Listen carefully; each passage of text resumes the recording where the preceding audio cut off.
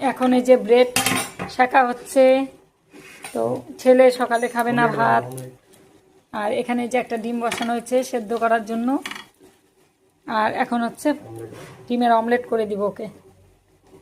এই যে peanut butter দিয়ে লাগাবি, তো এই যে ও আজকে বাড়িতে যেহেতু আছে ও ভাত খেতে চায় না, এই জন্য ওকে আবার এগুলো আলাদা করে দিতে হবে। নে ইসে দে, চাকুটা নে, ওইটা দিয়ে লাগা, ছুরিটা দিয়ে। হয়ে গেছে, একটু সেকে দিচ্ছি ব্রেডগুলো।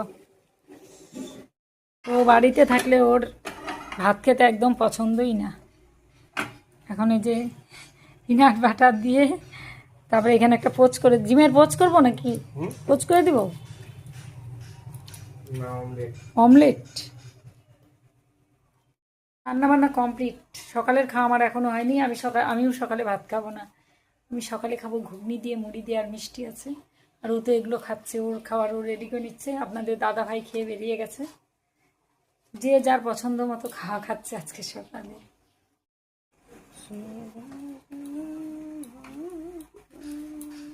নে এখন হচ্ছে এই যে অমলেট, এটা ওর ব্রেডের সঙ্গে ভাজা হচ্ছে। উল্টাবো তো, কিন্তু এইভাবে গোটাটা উল্টাবে এইভাবে উল্টানোই তো মুশকিল রে। এই দেখ কেমন হয়ে গেল, বড় না, বড়টা উল্টানোই মুশকিল হয়ে যায় এইভাবে। এবার এই যে ঘুগনি, মিষ্টিটা নিয়ে চল। এগুলো আমাদের সকালের ব্রেকফাস্ট। তেজপাতা সরাবো দ্বারা চামচ।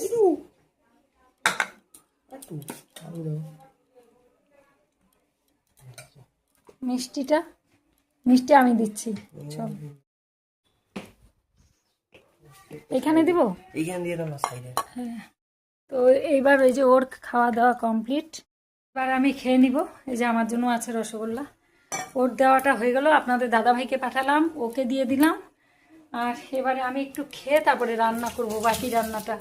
এখনও ডিমের কারি করতে হবে, ডিমের কারি করলেই হয়ে যাবে। আর কি সুন্দর প্রজাপতি বসছে লেবু গাছটার মধ্যে, বা